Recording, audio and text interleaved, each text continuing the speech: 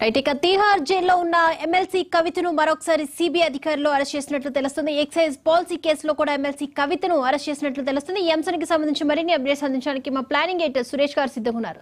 సురేష్ గారు, గతంలో ఒకసారి హైదరాబాద్ లో సిబిఐ అధికారులు కవితని ప్రశ్నించారు. మళ్ళా మొన్న 6వ తారీఖును కూడా తీహార్ జైల్లో కూడా సిబిఐ అధికారులు కవితను ప్రశ్నించారు. ఇప్పుడు ఈ రోజు ఆమెను అరెస్ట్ చేయడం వెనుక అంటే ఈ 2 రోజులు విచారణలో భాగంగా ఏమైనా ఆధారాలతో ఈమెను అరెస్ట్ చేశారో అని మనం అనుకోవచ్చు అంటారా కవితని? దీపిక, సిబిఐ చెప్తుంది ఏంటి, అసలు ఏదైతే లిక్కర్ ఫార్మేషన్ ఉందో ఢిల్లీ లిక్కర్ పాలసీలో అందుకు సంబంధించిన సమాచారం ముందుగానే కవిత గారికి వచ్చింది. అంటే ఎందుకు వచ్చింది? సౌత్ గ్రూప్ నుంచి 100 కోట్ల రూపాయలు ముడుపుల రూపంలో ఆమ్ ఆద్మీ పార్టీకి ఇవ్వడం, అది గోవా ఎన్నికలు ఇతరత్ర ఖర్చు పెట్టడానికి ముందుగానే అంటే ఎక్కడ ఇంకా అసలు లిక్కర్ పాలసీ ఇంప్లిమెంటేషన్ రాకముందే ముందుగానే 100 కోట్లు ఎందుకు ఇచ్చారంటే దానికోసం ఇచ్చారు. అందుకని ఆ ఫార్ములేషన్ ఎలా ఉండాలి, ఇప్పుడు ₹1 మనం ఇచ్చాము, దానికి రిటర్న్స్ ఎలా ఉండాలి, సో దానికోసం లిక్కర్కి సంబంధించిన పాలసీ ముందుగానే ఇంకా గ్రూప్ ఆఫ్ మినిస్టర్స్ అంటే అది కాగితాల మీద ఉన్నప్పుడు కూడా ఆ గ్రూప్ ఆఫ్ మినిస్టర్స్ ఇంకా అప్రూవ్ చేయముందే లేదా ప్రభుత్వానికి సమర్పించకముందే అందులోని కంటెంట్ అనేది మనకి కవిత గారికి వచ్చింది. ఎవరి ద్వారా వచ్చింది? గోరంట్ల బుచ్చిబాబు గారు. ఎవరైతే గోరంట్ల బుచ్చిబాబు గారు అంటే దీంట్లో క్రియాశీలకంగా వ్యవహరించారో, కవిత గారికి తరఫున వ్యవహరించారో ఆ గోరంట్ల బుచ్చిబాబు వాట్సాప్ మెసేజ్లు అవి పరిశీలించినప్పుడు, ఫోన్ పరిశీలించినప్పుడు దాంట్లో తేలింది. కాబట్టి అక్కడ క్రైమ్లో ఇన్వాల్వ్ అయింది అనే ఉద్దేశంతో ఫస్ట్గా 22 డిసెంబర్లో ముందుగా నోటీస్ ఇచ్చారు, మిమ్మల్ని విచారించడానికి మీ ఇంటికి వస్తామని చెప్పారు. కవిత గారు అంగీకరించడంతో డిసెంబర్ 6వ తారీఖున 22లో హైదరాబాద్ వచ్చి దాదాపు 12 గంటల పాటు విచారించి వెళ్ళారు. సో అదైన తర్వాత కవిత గారు ఈలోపు ఈడీ ఎంటర్ అయింది. దాని మీద కవిత గారు సుప్రీంకోర్టుకు వెళ్ళడంతో ఆ కేసు అలా పెండింగ్ పడిపోయింది. సిబిఐ తరఫున అంటే ప్రొసీడింగ్స్ అని ముందుకు సాగలేదు. సో మొన్న ఫిబ్రవరి తారీఖున మళ్ళీ ఒక నోటీస్ జారీ చేసి మీరు ఢిల్లీలో మా కార్యాలయానికి విచారణకు రావాల్సిందిగా సిబిఐ నోటీస్ జారీ చేసింది. సో దానికి కవిత గారు రిప్లై ఇచ్చారు, ఇప్పుడు నేను ఎలక్షన్స్ ఉన్నాయి, ఈ సందర్భంలో నేను హాజరు కాలేను, ఇంకోవైపు సుప్రీంకోర్టులో కేసు విచారణలో ఉంది, ఈ 161 కింద నోటీసులు ఇవ్వడానికి సవాల్ చేస్తూ సుప్రీంకోర్టులో ఉందని చెప్పడంతో ఆ సిబిఐ అక్కడ మౌనం వహించింది. సో ఈలోపు ఈడీ ఎంటర్ అయ్యి మొన్న 15వ తారీఖున హైదరాబాద్ వచ్చి ఇక్కడ తీసుకొచ్చి వెరిఫై చేసి మొత్తం మీద ఇంట్లోకి వెళ్ళి సెర్చ్ చేసి ఆ తర్వాత అరెస్ట్ చేసి ఢిల్లీ తీసుకెళ్తే అక్కడ చూసి ఇప్పుడు తిహార్ జైల్లో ఉంటుంది. సో తిహార్ జైల్లో ఉన్న సందర్భంలోనే కవిత గారిని విచారించాలి, కాబట్టి మాకు మీరు అనుమతి ఇవ్వండి అని సిబిఐ కోర్టును రౌజ్ అవెన్యూ కోర్టును అడిగారు. రౌజ్ అవెన్యూ కోర్టు అనుమతి ఇచ్చారు. సో దాని మీద కవిత గారిని 6వ తారీఖు వెళ్ళి ఇంట్రాగేట్ చేశారు. సో ఆ ఇంట్రాగేట్లో కొంత సమాచారం ఇచ్చినా కానీ సో కవిత గారు ఇప్పుడు ఒక ఈడీ ఆరోపణ, ఇటుపక్క ఇది కూడా ఆరోపణ ఏంటంటే కవిత గారు చెప్తున్నారు, నేను పూర్తిగా విచారణకు సహకరిస్తున్నాను అని చెప్పినప్పటికి కూడా ఈ ఏజెన్సీల ఆరోపణ, అటు ఈడీ కానీ ఇటు సిబిఐ ఆరోపణ ఏంటంటే కవిత గారు విచారణకు సహకరించట్లేదు, ఎవైషు సమాధానాలు చెప్తున్నారు, సో మీరు ఎందుకు ఫోన్లు డిస్మాంటిల్ చేశారంటే ఆ డిస్మాంటిల్ కూడా సరైన సమాధానాలు చెప్పట్లేదు, సో కాబట్టి మాకు కస్టడీ కావాలని చెప్పి ఈడీ ఆ రకంగా కస్టడీ అడిగి ముందు 7 రోజులు, తర్వాత 3 రోజులు, 10 రోజులు ఇచ్చిన తర్వాత ఇక మళ్ళీ అడగలేరు. కానీ ఈడీ ఇంకొక కండిషన్ కూడా పెట్టారు, మీరు ఏదో జ్యుడిషియల్ రిమాండ్లో ఉన్నారో అప్పుడు మళ్ళీ అవసరమైతే మళ్ళీ కస్టడీకి అడుగుతామని కూడా కోర్టుకి ఈడీ తెలియజేసింది.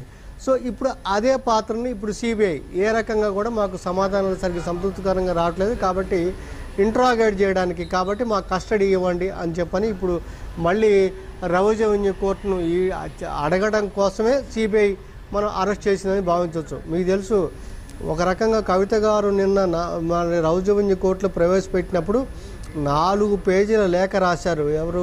జస్టిస్కి, న్యాయమూర్తి గారికి. ఆ 4 పేజీల లేఖలో నేను బాధితురాలిని, నాకు ఇందులో ఎలాంటి సంబంధం లేదు, నేను నిందితురాలిని కాదు 4 పేజీలు రాస్తూ దాంట్లో స్పష్టంగా ఒక విషయం చేశారు, మీరు ఈ ఈడీ కానీ సిబిఐ కానీ ఈ కేసుల వివరాలు మీరు చూస్తే మీకు అర్థమవుతుంది ఏంటంటే ప్రతిపక్ష పార్టీలు 95% కేసులు ప్రతిపక్ష పార్టీలను వాళ్ళనే టార్గెట్ చేసి వాళ్ళని చేస్తున్నారు, అలానే నేను కూడా ఇక్కడ స్కేప్ గోట్ అయ్యాను అని చెప్పి కవిత గారు ఆ 4 పేజీల లేఖలో చేశారు. కానీ ఇటు ఈడీ ఇటు సిబిఐ ఇద్దరు కూడా లేదు కవిత గారి ఇన్వాల్వ్మెంట్ ఇందులో ఉంది, కాబట్టి ఇది విచారణకు అవసరం. ఒకవైపు కవితగా అంటే మీకు తెలుసు శరత్ చంద్రారెడ్డి ఇప్పుడు మాగుంట రాఘవ గారు ఆరాగండి అప్రూవర్గా మారారు కాబట్టి బయట తిరుగుతున్నారు.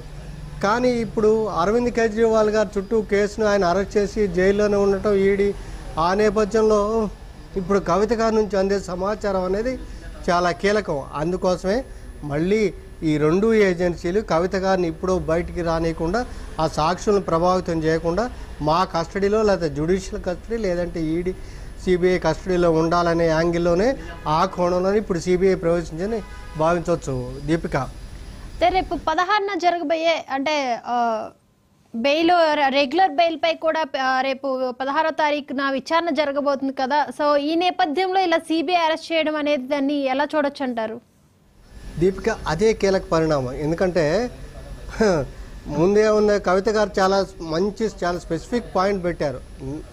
మీరు ఒక రకంగా నేను విక్టిమ్ని, బాధితురాలని, దాంట్లో ఇది లేదు పొలిటికల్ కానీ ఇది కానీ నా ప్రతిష్టనంతా దిగజారుస్తున్నారు, ముందుగా నా ఫోన్ నెంబర్లు ఇచ్చారు, అన్నీ చేశారు అని చెప్పి బాధపడి దాని బాధను వ్యక్తం చేసినప్పటికి కూడా దాంట్లో చివరిలో ఒకటి చెప్పారు, తల్లిగా నా బాధ్యత నిర్వర్తించాల్సి ఉంది, నా చిన్న కుమారుడు పరీక్షలకు అటెండ్ అవుతున్నారు, అది బ్రేక్ ఇయ్యరు కాబట్టి మీకు ఆయనకి దగ్గరుండి మనోధైర్యం కల్పించడానికి మీరు బెయిల్ ఇవ్వండి అంటే మధ్యంతర బెయిల్ తిరస్కరించారు. కానీ కనీసం మీరు రెగ్యులర్ బెయిల్కైనా దీన్ని కన్సిడర్ తీసుకోండి అని ఆ 4 పేజీల లేఖలో కవిత గారు పేర్కొన్నారు. దానికి సంబంధించిన బెయిల్ విచారణ రేపు 16వ తేదీన జరగబోతుంది. సో ఒకవేళ కోర్టు ఏ నిర్ణయం తీసుకుంటారని కోర్టు ఇంకా విచారణ జరిగే దాని తర్వాత జరగవచ్చు. కానీ ఆ సమయంలోనే ఇప్పుడు ఈడీ మన సిబిఐ రంగప్రవేశం చేసి ఇప్పుడు ఆల్రెడీ అరెస్ట్ చూపించారు కాబట్టి ఇప్పుడు కస్టడీ అడుగుతారు. ఇప్పుడు ఒకవేళ ఈడీ దాంట్లో మీకు బెయిల్ మంజూరు ఇదైనా కానీ ఇప్పుడు సిబిఐ కస్టడీ అడగటం, మళ్ళీ ఆవిడని విడుదల చేయొద్దని చెప్పి వాళ్ళు అరెస్ట్ చూపిన తర్వాత కేసు ఇప్పుడు వాళ్ళ హ్యాండ్ ఓవర్లోకి వెళ్ళిపోతారు. కాబట్టి మళ్ళీ సిబిఐ నుంచి మీరు కోర్టులో విచారణ జరగాలి, ఆ రకంగా కోర్టు కన్సల్ట్ చేయాలి, మళ్ళీ కోర్టు అన్ని విషయాలు పరిగణలో తీసుకున్న తర్వాత మళ్ళీ అప్పుడు ఆ తర్వాతనే కవిత గారు బయటికి రావడం అనేది ఉంటుంది. కాబట్టి ఒకవేళ ఇక్కడ రెగ్యులర్ బెయిల్ మీద ఏదైనా వచ్చినా కానీ ఇక్కడ సిబిఐ అరెస్ట్ ఉంది కాబట్టి ఈ కేసు తేలే వరకు అక్కడ మనం కవిత గారు అక్కడే జైల్లోనే ఉంటారు. ఆ రకంగా ఇప్పుడు సిబిఐ కస్టడీకి రేపు ఎల్లుండో తీసుకునే అవకాశం ఉంది కాబట్టి సో ఇప్పట్లో కవిత గారు బయటకు వచ్చే అవకాశం అయితే లేదు Deepika. Right, thank you Suresh గారు.